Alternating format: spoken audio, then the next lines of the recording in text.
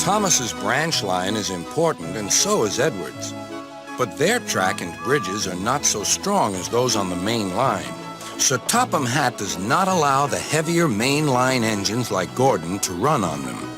But one day, the way Gordon was talking, you would have thought Sir Topham Hatt had given this order for quite another reason.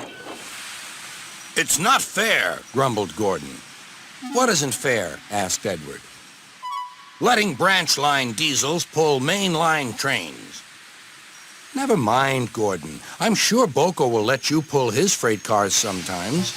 Gordon spluttered. "I won't pull BoCo's dirty cars. I won't run on branch lines." "Why not? It would be a nice change." "Sir Topham Hatt would never approve," huffed Gordon. "Branch lines are vulgar." Gordon puffed away. Edward chuckled and followed him to the station.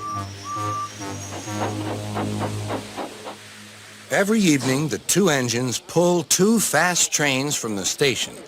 Gordon always leaves first with an express for the main line. Edward follows 5 minutes later with his train for the branch line.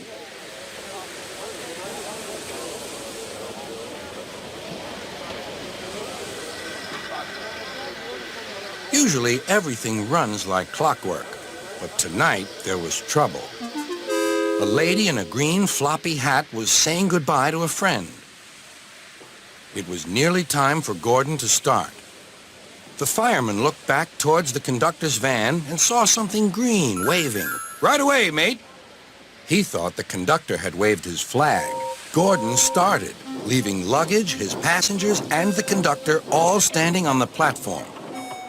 Everyone was very surprised and cross.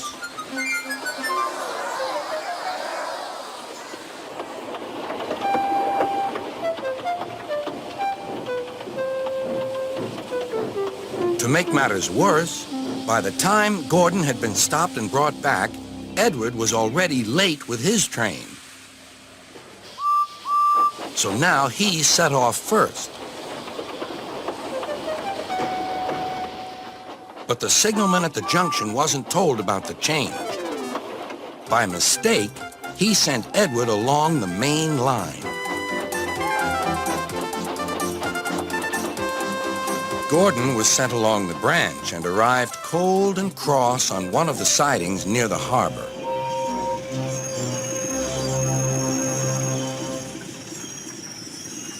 Next morning, Bill and Ben peeped into the yard. There were no cars for them, but they didn't mind that. Teasing Gordon would be much better fun. "What's that?" asked Bill. "Shh!" whispered Ben. "It's Gordon." "It looks like Gordon, but it can't be. Gordon never comes on the branch lines. He thinks them vulgar." Gordon pretended he hadn't heard them. "If it isn't Gordon," said Ben, "it's just a pile of old iron, which we'd better take to the scrapyard." "No, Bill, this lot's useless for scrap. We'll take it to the harbor and dump it in the sea." Gordon was alarmed. "I am Gordon! Stop! Stop!" When BoCo suddenly arrived, Gordon thought him the most beautiful sight he had ever seen. "BoCo, my dear engine, save me!" BoCo quickly sized up the situation and threatened to take away the cars he had brought for Bill and Ben. This made the twins behave at once. Gordon thought BoCo was wonderful. "Those little demons, how do you do it?" "Ah, well," said BoCo, "it's just a knack." Gordon still believes that BoCo saved his life, but we know the twins were only teasing, don't we?